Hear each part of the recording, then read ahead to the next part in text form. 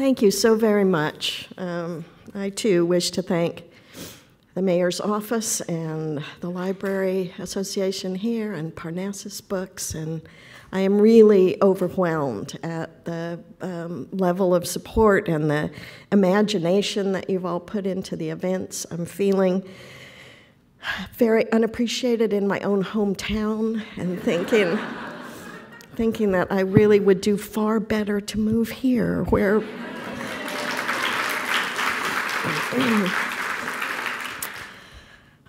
it has absolutely been a thrill. I'm going to do a little sound check. Am I okay? I'm looking at the very back, and I can hardly see you, but I think I'm getting a thumbs up. I would like to start by telling you a couple of stories about becoming a writer. And I'm often asked, sort of, you know, for my trajectory, my journey, when I became a writer, how that happened. And there are a number of answers that I give. My most usual one is to tell you all that I became a writer on my 30th birthday, which is sort of the day that I made the absolute decision that it was what I was going to do. But equally true, and the story I'm going to tell you today, is that I became a writer when I was 3 years old. And the reason I am using that one today and telling you that one today is that it begins just barely to express some of the gratitude that I feel to librarians and libraries everywhere. Librarians are my idea of the world's heroes, and if I had my way, no librarian would have a problem that lasted any longer than it took to check out a book and return it. In Bloomington, Indiana, where I lived when I was 3, there was a rule that you could get a library card when you could write your name. And my family went to the library every Friday. My father, my mother, my older brother, and I, we all went to the library. We turned in the books that we had gotten last week, and we got out the new books for the coming week. At 3, it suddenly became a shame I could no longer endure that I was checking books out on my mother's library card. And I really, really, really wanted my own library card. So I nagged at my mother to show me how to write my name. And I practiced, and I practiced, and I practiced. And I think in retrospect, it's quite clear to me that no librarian was going to look at whatever I produced and say, no, that will not do, I'm very sorry. But I did not realize that at the time. It seemed to me that the test was setting a pretty high bar, and I'd better be able to get over it. So I did. The next Friday, I went in, I stood in front of the librarian, I wrote my name. She gave me my very first library card. In my family, this was a celebratory event. We came home, and my mother had a special dinner made of all my favorite foods to celebrate the fact that I now had a library card, which is just such a lovely story until I add the detail that my favorite foods at the time were Wonder Bread, coated with quite a thick coating of butter, and then with those little sugar candies sprinkled onto the butter. So I do not remember, but I feel some confidence when I tell you that when my father found out he was eating a sprinkle sandwich for dinner, things probably turned a little ugly. At 11, I moved from Bloomington, Indiana to Palo Alto, California. I always say I moved from the utopia of Bloomington, Indiana to the hellhole of Palo Alto, California. It's a move I made very, very reluctantly and was very unhappy about. My parents were both native Californians, so for them, our time in Indiana had been a dreadful exile. They could not wait to get back. But I was brokenhearted. And when we arrived, sort of towards the end of summer, and school had not yet started, and I knew absolutely nobody, my parents signed me up for a reading program at the library. And so I went twice a week to listen as the librarian running the summer program read out loud. I think of that often because I think that I was quite surly about it. I was, again, quite miserable to be in California, and there were only 2 of us who showed up for this event, and the other girl soon went on vacation, and then it was just me. So twice a week I would show up, and the librarian would read a story to me, and I would behave in as surly a manner as possible. So this has been weighing on my conscience for a very long time. And I truly believe, although that move was traumatic for me, that I would not be a writer today. So that's yet another answer. I became a writer at 3. I became a writer at 11 when I sort of transformed from a participant in life to more of an observer in life.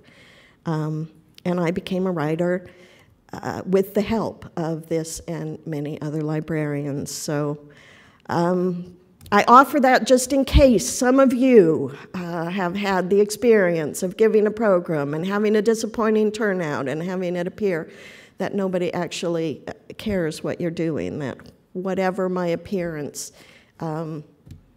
it just saved me. That program, the fact that I had somewhere to go, that I had a story that I could listen to and continue to listen to, was all that got me through those first weeks. So I cannot thank her. I am thanking all of you instead on her behalf. I have now written 6 novels and 3 collections of short stories.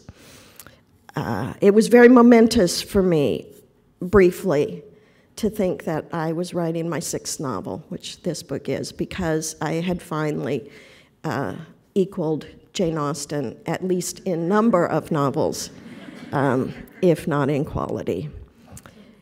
And so I felt that was a real milestone, something we should take a moment and think about. Sadly, when people took a moment to think about it, they said things to me like, I don't understand why her first novel never counts. You know, she really wrote 7 novels. And then they would say, you know, she really wrote 7.5 novels because she was halfway through one when she died. And then they would say, you know, she died at 41. How many novels had you written when you were 41? So I'm just sorry I ever thought it was worth celebrating. I'm going to read you a little part of the novel, just a few pages, and then I'm going to talk to you a bit about it. And I will be leaving time at the end for Q&A. I warn you now that it is my absolutely favorite part of the event, that I will rethink my decision to move to Nashville if you do not have questions for me. So, fair warning, you've got a lot of time to be thinking of them. And trust me, I will not leave without them. I am perfectly capable of simply standing here until hands go up. I think the only thing that you need to know in the section I'm reading is that there's an older brother named Lowell, 2 sisters named Rosemary and Fern, and I think that's it. Coincidentally, a complete coincidence, my narrator also grew up in Bloomington, Indiana, and was moved to California. It's odd how that happened. As part of leaving Bloomington for college and my brand new start, I'd made a careful decision to never, ever tell anyone about my sister Fern. Back in those college days, I never spoke of her and seldom thought of her. If anyone asked about my family, I admitted to 2 parents, still married, and 1 brother, older, who traveled a lot. Not mentioning Fern was first a decision and later a habit, hard and painful even now to break. Even now, way off in 2012, I can't abide someone else bringing her up. I have to ease into it. I have to choose my moment. Though I was only 5 when she disappeared from my life, I do remember her. I remember her sharply, her smell and touch, scattered images of her face, her ears, her chin, her eyes, her arms, her feet, her fingers.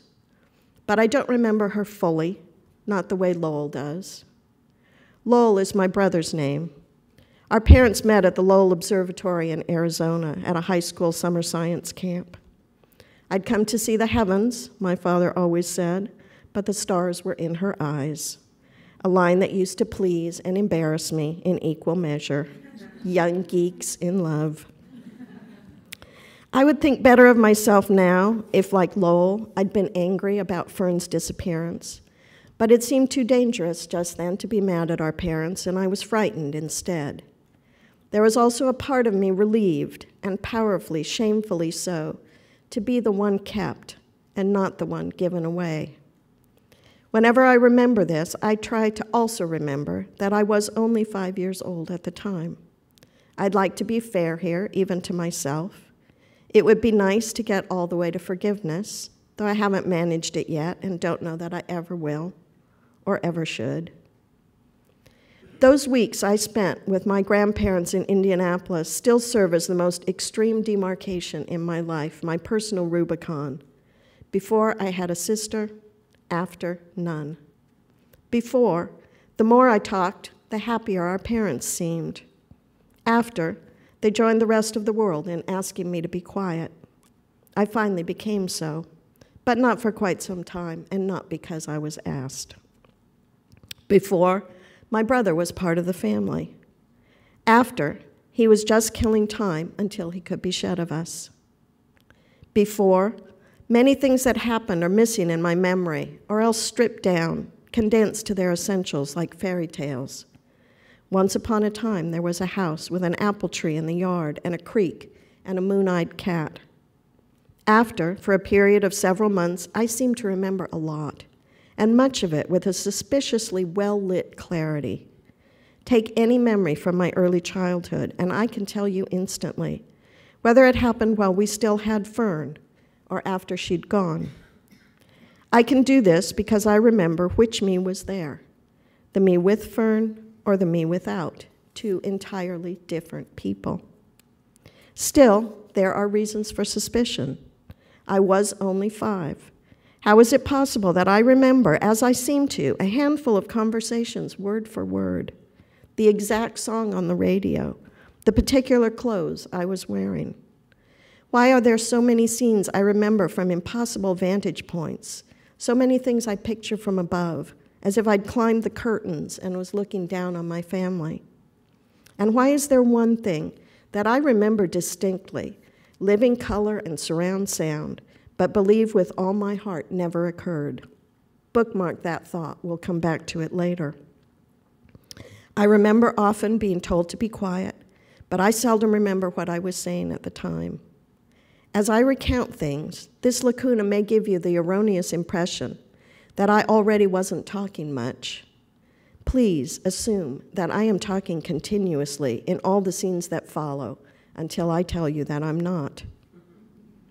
Our parents, on the other hand, had shut their mouths, and the rest of my childhood took place in that odd silence.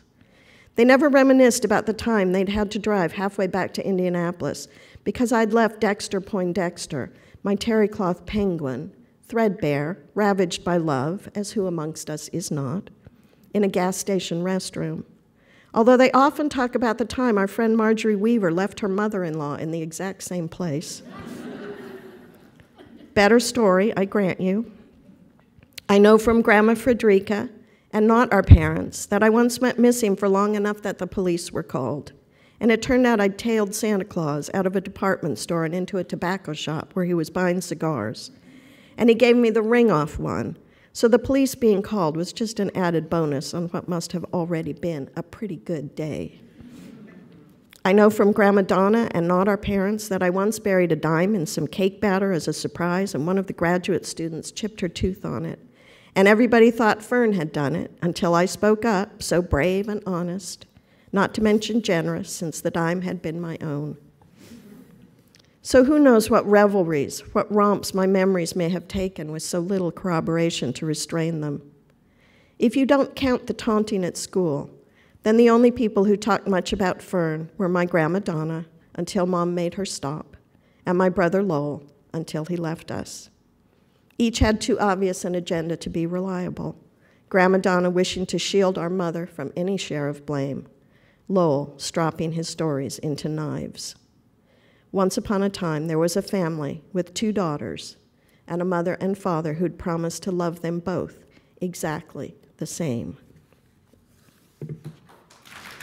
Thank you.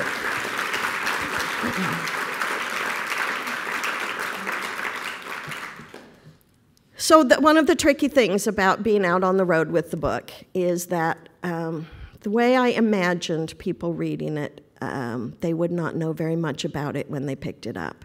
And there is a piece of information that you are missing in the section that I just read about Sister Fern,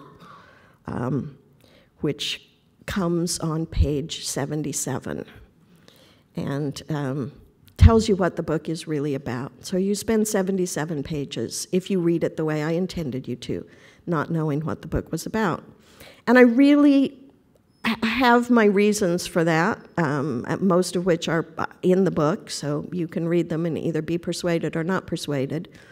But I did not ever stop to think of the problem I was creating for anybody who wished to sell the book. The marketing department, which said to me, exactly how do you expect us to sell a book when we're not allowed to tell anybody what it's about?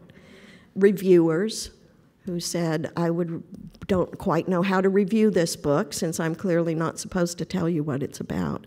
And most tragically, me, when I went out. Every time I would go out on the road with the book again, I would think to myself, well, I'm not going to keep the secret any longer because I can't talk about the book, really, without talking about the secret. And then either some review I would read moments before or some person who had read the book would come up to me and say, I hope you're not going to spoil things by telling people what the book is about. And I would just think how sad it would be if the person who spoiled my book for you was me. But as luck would have it, my publisher has put the whole sordid secret on the back cover, and I am no longer trying to keep my own secret. So I am going to tell you how I got the idea for the book, and in telling you that, I will also be telling you what the book is actually about. On the Millennial New Year, my daughter, who had heard her whole life about how much happier we would all be in Bloomington, Indiana, told me that she and her boyfriend had a surprise for me. They were going to take me on a trip, and she wasn't going to tell me where, but we were going to spend the Millennial New Year's Eve someplace very exciting, and I should just meet them at the airport, and I should pack for cold weather. And where we ended up was Indianapolis, Indiana. My husband did not come with us. He worked for the utility district in Sacramento. You may recollect that the world was ending at midnight, and he was forced to be at his post, ushering us into the Mad Max future that awaited once we hit 12:01 on the clock. So that's too bad. Too bad to be him, because the rest of us were having a wonderful time in Indianapolis, where we had a complete Hoosier blowout. We went to a Pacers game. We went to a John Mellencamp concert. And we danced until dawn at the Slippery Noodle Blues Club in downtown Indianapolis.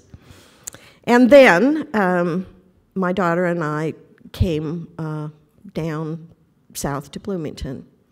My father died before my daughter was born, so much like Bloomington had been a mythical place to her. She said to me once, you know, the way you talk about it, Mom, if I ever get there and it's not like Dorothy stepping into Oz, I am going to think you oversold things. My father, too, is kind of a mythical figure. He died before any of his grandchildren were born.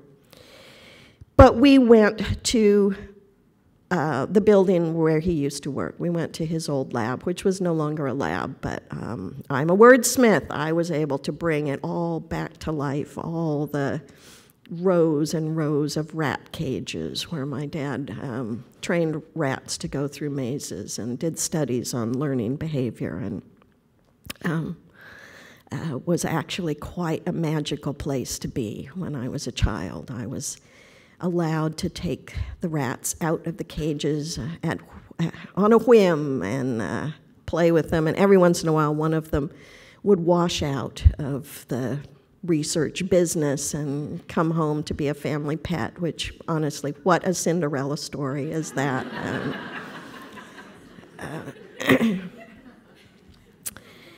There had been another psychologist at Indiana University, although he left in 1950, which was the year that I was born and the year that we arrived in Bloomington. So as far as I know, my father never crossed paths with him in any way. And yet he had done an experiment so famous in psychological circles that I had heard about it all of my life. And on this occasion, as we were walking through my dad's old lab, for some reason I started to tell my daughter about this experiment. The experiment took place in the 1930s. The psychologist was a man named Winthrop Kellogg. And what Winthrop Kellogg tried to do was he brought an infant chimpanzee home from the Yerkes laboratory at the same time that his wife was giving birth to their infant son. And he tried to raise the two simultaneously. The plan was that he would try to standardize the upbringings in every possible way, give Gua an entirely human upbringing, Gua being the name of the chimpanzee, Donald was the name of the little boy, and see what the difference was, what a human child could do that a chimpanzee could not do, what a chimpanzee could do that a human child could not do. A compare and contrast study. It had unfortunate consequences. What happened, and it came to a fairly quick and early end, because what happened while everybody was focused on Gua picking up whatever human capabilities she was able to pick up, and she is deft. You can go on YouTube and you can see her handling her cup and her fork and her knife and leaving little Donald pretty much in the dust in every possible way. While everybody was focused on Gua being as human-like as her upbringing now allowed her to be, people were missing the fact that Donald was picking up chimp behaviors just as quickly as Gua was picking up human behaviors. And apparently the day the experiment ended was the day that Mrs. Kellogg put little Donald's breakfast cereal in front of him, and he responded with the excited chimp food hoot that suggests something delicious is nearby, which is hoo, hoo, hoo. And Mrs. Kellogg said, that is the end of this experiment. And Mr. Kellogg, Dr. Kellogg, said very quickly that he had already learned everything there was to learn anyway, and little Gua went back to the laboratory, and little Donald went on with his life. So I was telling my daughter this story, and she said, wow, you know, what would it be like to be the child in that experiment? That's what you should write next. I don't have good ideas myself, but I know them when I hear them. And I thought that was a really good idea. I felt concerned that I did not know a lot about chimpanzees. It seemed to me to make this book work, I was going to have to learn a lot about chimpanzees. But I consoled myself that I knew a lot about psychologists. I had been hearing them talk at dinner for as long as I'd been alive, so I know what it's like to be raised by an animal behaviorist. And I am just lucky in that my father's research proved that positive reinforcement was much more effective than anything negative. I am the proud product of nothing but positive reinforcement. It was not a bad childhood, except for the part where I moved to California. So, in the section that I just read to you, Fern is a chimpanzee, something that, again, you do not learn until page 77 of the book, although there have been several references that Rosemary makes to her missing sister.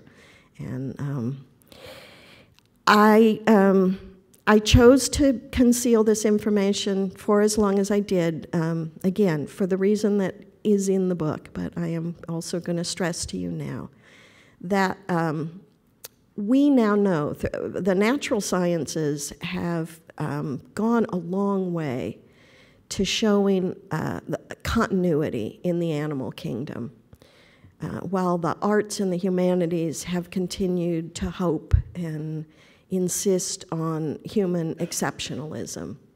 Neuroscience now has shown us that there is no part of a monkey's brain that a human brain does not share, and vice versa. There is nothing in the human brain that is not also there in the monkey brain. And that the bright line that we have looked for so many years, when I was a child, humans were the tool using animals.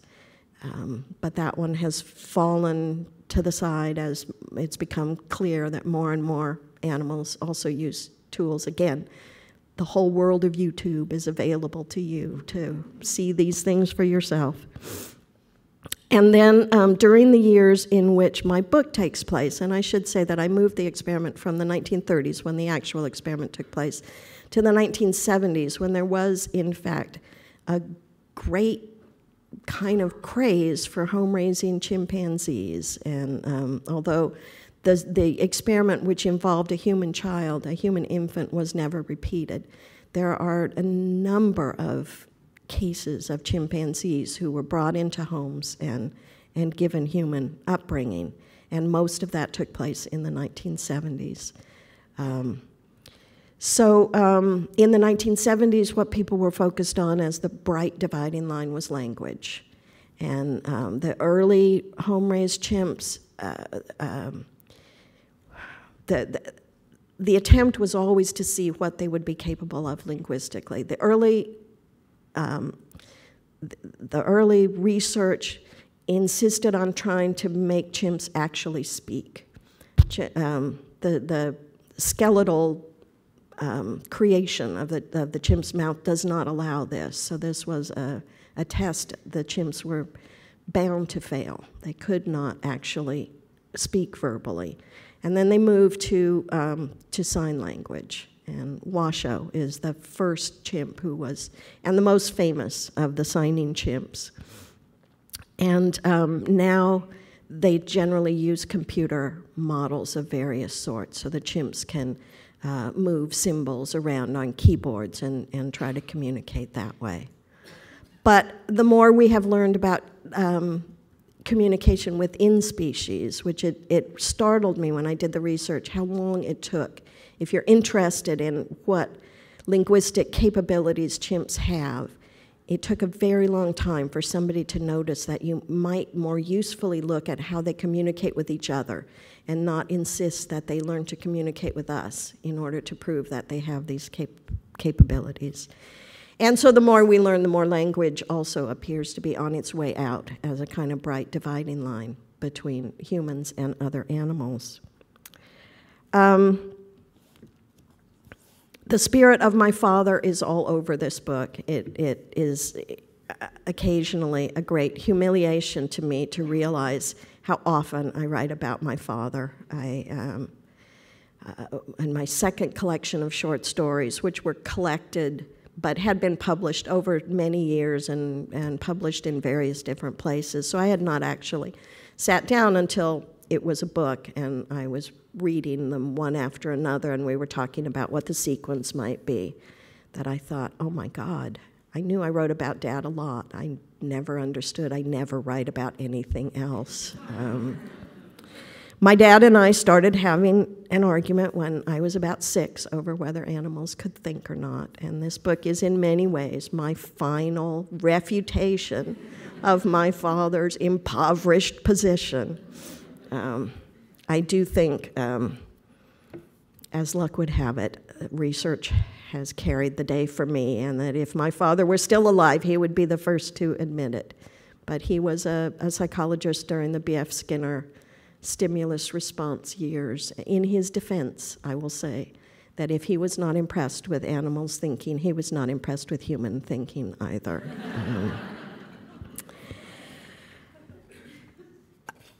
When I started to write the book, as I said to you all, I knew that I would have to do a lot of research about chimps, and I did, and it was very pleasurable. All my research has always been very pleasurable, and so I do not mind doing a great deal of it.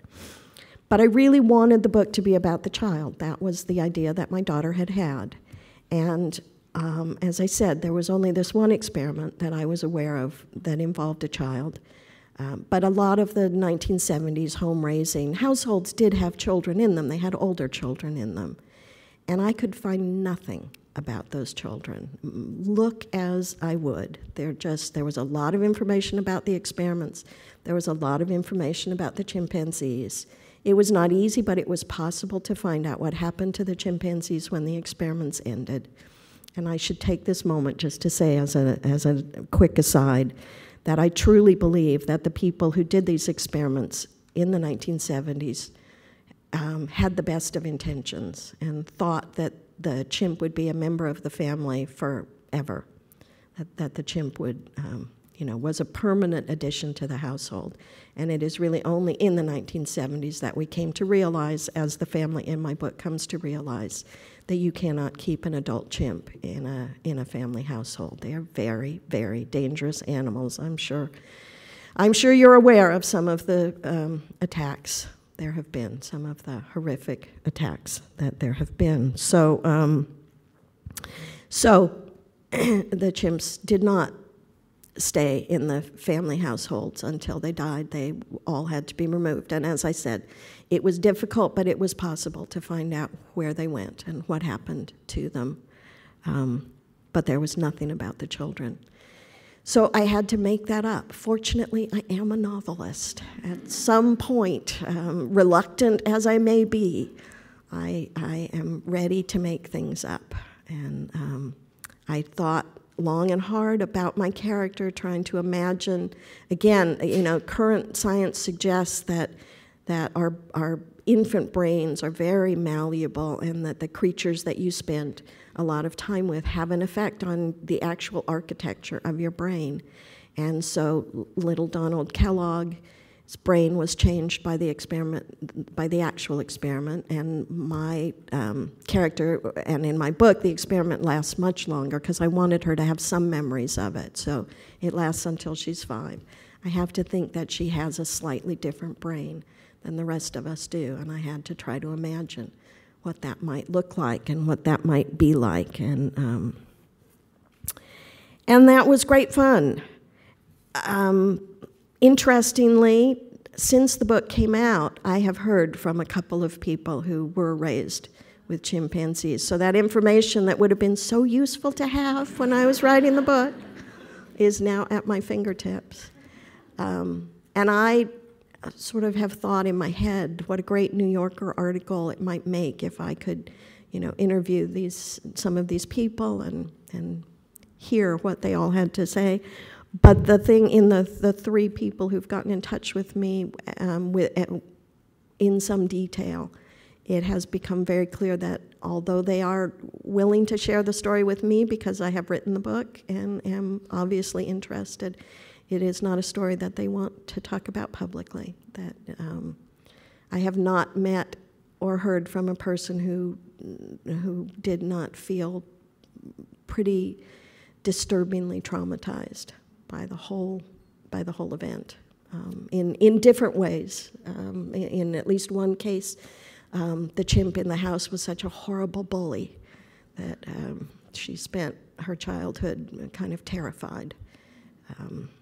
She's the only one I've heard that from. Most of the chimps are remembered very fondly, but they do take up an enormous amount of time and attention. And there was a thread, which I think I did, as luck would have it, get kind of right, of sibling rivalry and sibling envy, The chimps were so much more colorful, so much more interesting, so much more entertaining than the sad, sad human child.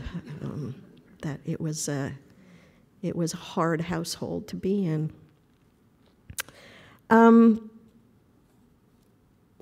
Again, you know, when I talk about the book, when I talk about any book, I have noticed how often interviewers and reviewers and me, when I'm talking about my books, how often we, as fiction writers, focus on the parts that are real. That, you know, I hear Terry Gross interviewing some novelist, and there's often a kind of thread, well, which parts of this book actually happened to you? Well, you lived in Bloomington, Indiana, so how much of that is autobiographical? And my books are all very research-based, so there's that non-fictional element to talk about as well. It is, I understand why we sort of light on that as our subject when we're talking about the books, as I have just done, because it's so much easier to talk about than the parts that you made up, which come, who knows? People keep asking me where I came up with the title. I don't have a clue. Suddenly it was there in my brain. I did, this is a complete aside, and yet I have opened the door to it, so I will finish it, that I have just realized, people have been asking me, there's a puppet in the book of Madame Defarge, you know, where in the world Madame Defarge came from, and I thought I had sort of tracked it back and could give you an answer to that question, but I recently realized that the woman who was the first human mother for Nim Chimpsky, one of the more famous of the home-raised chimps, was Stephanie Lafarge. And so I think in that sadly literal way that my brain had the name Lafarge somewhere lodged in it, and you know, there you are at Defarge. It's not a big leap.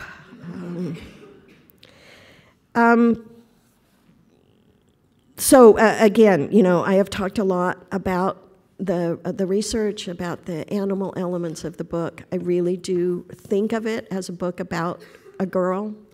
I think of it as her telling the story of her family and her speaking on behalf of her family. Because the chimp experiments were so language-focused, the book is very language-focused, and I spent a lot of time with each character sort of thinking about who talks and who doesn't talk, and who's listened to and who isn't listened to, and what the relationship to language of each character in the book would be. I also feel that I generally fail to make the book sound as funny as I hope that it is. There were times when I could hardly type. I was laughing so hard at my own hilarious inventions. And I think that we have some time for questions, which I told you to have ready, so don't fail me now. Yes, start in the middle. Yes, the question is what my thought process on starting in the middle was, which actually makes me realize that I never quite finished my story about why I withheld the information about Fern. That I wanted to write a book in which what we now know from our neurological studies and primate studies appears to be true, that there is a continuation, that there is no bright line between us and the other great apes, but sort of a dotted line instead.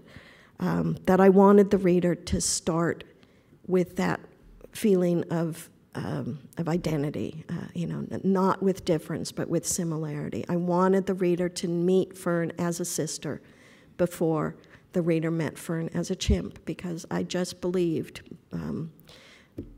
sorry to be so faithless in all you readers, I just believed you would feel differently about her if I had told you at the outset that she was a chimp, and I wanted you to feel the same about her. I have now had 2 Q&A sessions where somebody has raised their hand and said that, you know, the mother's breakdown when Fern is removed from the family just seemed so over the top to them that, you know, it was as if a human child had been removed from the family. And I thought, Okay, I did not make my case persuasively enough for you, apparently. But yes, that's what I was trying to say. Also, just as luck would have it, the middle of a book, plotting is not something I'm strong on. And I have spent so much time, so much more time than I can even share with you, trying to plot my books and trying to plot them in such a way that reviewers will no longer say, of course, one doesn't read Fowler for plot. And I truly believe that I have learned to plot now. And the fact that the reviews continue to say that is troubling to me, as I think, no, now I'm plotting really well. It's a shame it's so invisible to you that I'm doing so. But as part of my difficulty with plot, the middle is always the hardest part of the book for me. I love setting the novel up. I love putting all of the characters in place. I love setting and all of the things that you do in the first 100 pages. When, you know, the book could be anything, it still has such promise, it still has such potential. You have not yet failed, as you soon will when you reach the middle. And I love the ending. By the time I get to the ending, which I do not know in general when I start out, but by the time I get there, I do know it. So it's that there are identifiable tasks to be done. I can do them. I know what I want the ending of the book to be. What remains is the middle. And I frequently turn my novels into my beloved editor who says, well, there's a lot of to and froing in the middle of your book, which I take to mean that people are running around with great excitement as if things are happening, and yet there is no sense of forward movement. And you know, that the task of having set everything up and then having to just kind of keep it all not only in the air, but in the air in increasingly tense ways, that, you know, like the plates are surely about to drop now, is just really grim for me. And so, because I wanted what I wanted with Fern, it occurred to me that this was also an opportunity to write the part of the book I don't like first, and then all that would remain would be the parts I liked, the beginning and the end. And it worked, I think, a treat. I loved it. I'm wondering how many books I can do the same thing in before people will start to notice. Yes. I am always asked a question of this sort, and I've been asked what my writing schedule and habits are. So my first response is to ask a question back to you. Do you want to know what my writing schedule has been like up until today, or do you want to know starting tomorrow what my writing schedule is going to look like? And I'm betting that you want the first. I teach a lot, and I truly believe, and I tell my students that I truly believe that a real writer gets up, hits the desk at about the same time every day, you know, works steadily. Carolyn Forche, the poet, I took a class with her when I was just learning to write, and she said, don't make the muse track you down in the grocery store. You be in the same place so that she knows where to find you. Such good advice. Like I said, this is what real writers do. Tragically, I have never been able to maintain a schedule of that sort. On any given week, I will be lucky to do that twice. And it would make, it would all be so understandable if I could say to you, well, you know, my family is really demanding, or, you know, my husband is ill, or, you know, something, anything. But in point of fact, my typical day truly does look like this. Obviously, not every day, or I would never get anything done, but this is my typical day. I get up and I go for a very long walk. I've started wearing the jawbone up. I don't know if any of you know what this is, but you're supposed to have 10,000 steps a day. So I like to get that done before breakfast. Then I have breakfast. Then I look at my email. There are usually a few things that really do require a pretty quick response, and I respond to those. And then there are several websites that I like to check in on. They usually involve things that are happening with the people who supposedly represent me in Sacramento or Washington or wherever my irritation is focused at the moment. But I think, I bet while I was sleeping, people have done things I do not approve of. And I should go see what those are. And sure enough, I am never disappointed. Then I think, I bet I have some answers to those emails I sent out earlier this morning. And I go and look, and I do. And some of them require immediate attention. And then I think, well, I've been at my email now for about half an hour. I bet my government has done something I'm unhappy about.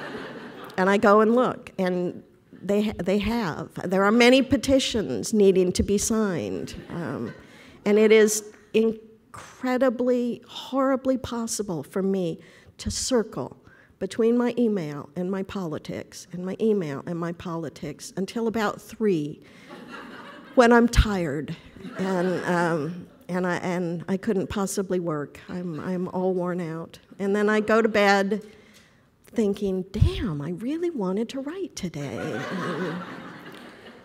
And filled with a completely pointless self-loathing because it does not make me behave better on the following day. I write in fits and starts. I frequently now am given retreat time, and I get a lot done on my books in those, incredibly. I'm always, again, filled with self-loathing. I think how Jane Austen wrote her books, in the busy kitchen with everything going on around her, but apparently I cannot write unless somebody is making my breakfast and making my lunch and taking the internet away from me, more to the point. Yes, in the back.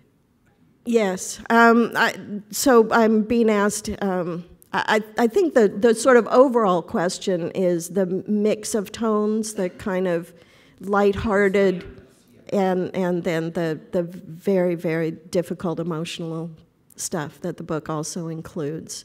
I think as a general rule that the more upset I am about something, the funnier I get. And that is my coping mechanism. And I've had friends call me up when I've published some terribly tragic story to check in and see if I'm all right. And I've always said to them, you don't get it, When the story is funny, then this phone call is necessary. But I can't be unhappy in my imaginary world as well as my real world. And so so the only times that I'm able to write really difficult stuff is if I'm actually doing pretty well and feeling pretty good. I did know from the outset that I would be dealing with a number of things that would be very upsetting to me to deal with. Most of them involve the use of animals in our food production, in cosmetics production, and in research. That obviously is an unavoidable part of the topic at hand. And as I said, it was possible when I started doing the research to go and learn what had happened to the chimps in the actual experiments. One of the things that is true of these chimps is that, of every single one of the home-raised chimps, is that when shown photographs of people and chimps and asked to sort them into the separate piles, chimps in one pile, humans in another, they do that perfectly with the exception of their own picture, which they put in the human pile. So they believe in themselves as human beings, and then, you know, at age 5 or 6, or in the case of Lucy, age 12, some completely other place has to be found for them. I knew this was a tragic story that I was telling. And again, you know, I guess I wouldn't want to read a story like that if there weren't funny parts too. I wouldn't be able to get through the story if part of it wasn't funny. And the other thing, in answer to your particular question about Rosemary going to kindergarten, again, you know, I was trying to imagine the child who had spent 5 years with one of her closest companions, having these behaviors and what it would be like for her. But I do think of a lot of Rosemary's issues as just extreme examples of what I imagine the human condition to be. That I hope I'm not just speaking for myself here. I hope there will be nodding and agreement that that I think we all have moments where we wonder how normal we are. And you know, you're at a dinner party and you say something and there's just a sort of stunned silence, and you think, oh, well, that's just me then. Never mind. So I think that's a human way to feel. Rosemary has more cause than most to wonder that. And I also, you know, this was something that I saw when my children were in kindergarten that was interesting to me, sad to me, and inexplicable to me. That there would be children in the class who, to the adult eye, looked like every other child in the class. There was nothing you could see that was wrong with this child, and yet the children would ostracize that person. There was something they saw that was, again, invisible to the adults, but that the children all seemed to share, a sense that this was not, you know, this person was not part of the group.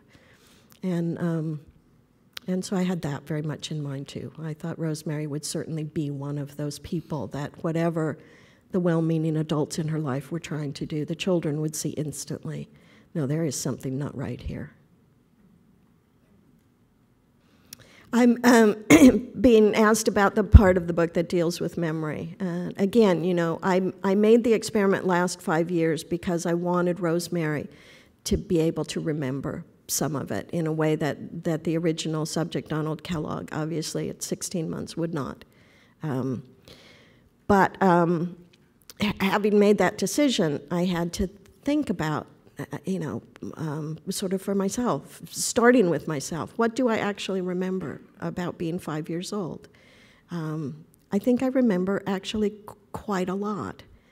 But I have an older brother who is nothing like Lowell, I will say, the least angry person you would ever want to meet, and who can corroborate certain memories that I have for me, but who continually refuses to do so.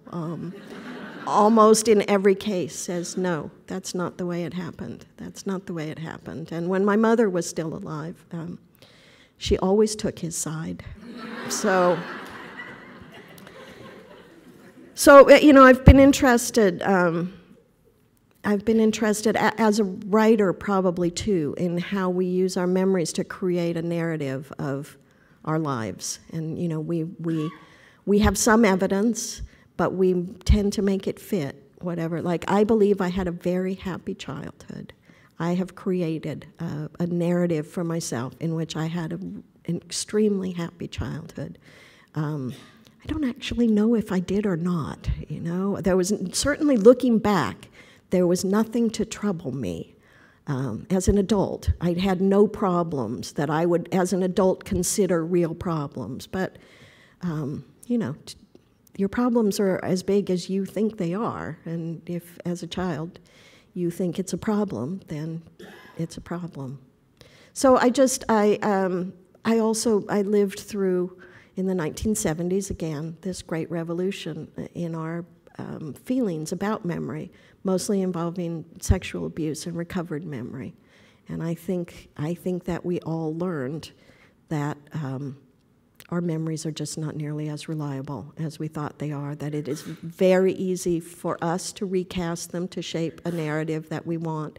But even more startlingly, it is apparently extremely easy for someone else to persuade us that we remember something that actually never happened.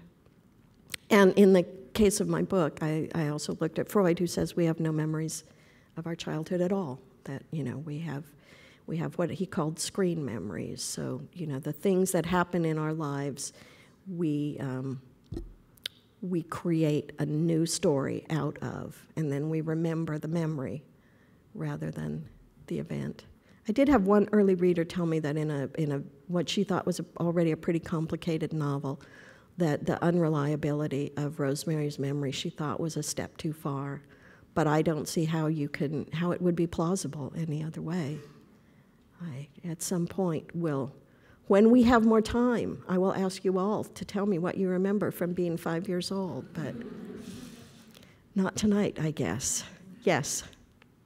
Profoundly, I think. More profoundly than any other novel I have written. When I started the novel, I was upset on behalf of chimpanzees. I thought that they were too similar to us to have been used in the ways that they had been used. And in the course of writing the book, I took a class, I audited a class at UC Santa Cruz on animal cognition, and realized, sort of with a great shock, how limited that vision was. Why is the only reason I'm going to be sympathetic to an animal if it can prove it's human-like? Why can't my sympathy extend a little further than that? And so I got very caught up in animal cognition, have done a lot of reading, even since I finished the book, because it's a fast-moving field, and it's an incredibly exciting field, and a very surprising one. We have underestimated the animals that we share the planet with at every possible turn, and they always turn out to be capable of more than we imagined that they were. Usually when I research a book, I start out very broad, and I end up very focused, and I had exactly the opposite experience. I started out very focused, and my research just got broader and broader and broader, and I have not been able to move on to the next book, although it's been several years now of email and politics. But it seems, but as I said, it had a lot to do with my father. It had a lot to do with my argument with my father. It seems to have come from someplace so deep inside me that it just has taken out of me more than novels usually take out of me. And I do feel very, well, for one thing, I'm suddenly a chimp expert. Who would have thought? I get frequent requests to write things about chimps for various publications, and I think, the time I have spent with chimps is one day in one laboratory. But I have read a lot. There was another question there. What happens in my writing process when I'm away from my computer? First of all, I am filled with the desire to write when I am away from my computer. It is compelling. It vanishes the minute I am reunited with my computer. But when I wrote my first novel, there was a period where I just sank so deeply into it that every waking minute, my kids, quickly sensing weakness as children do, would ask me for permission to do something, and the next thing I would know, they would be shouting to each other, "She said yes!" And I would think, oh my God, what have I said yes to? And I thought it would always be that way. That's sort of, that's the image you have from Little Women, that Joe goes into the vortex, and it's wonderful when it happens. But for me, it's rarer and more to be treasured than I realized. Since it happened with my first novel, I did not understand that was not the way it was always going to be. But when a novel is doing really well, when I am doing really well on a novel, that's the state that I'm in, where, yeah, I'm thinking about it all the time. I would love to go on, but I am over the time I was told. What, can I take another question, or? Thank you so much. I am being praised for the end of my book. Thank you. Thank you.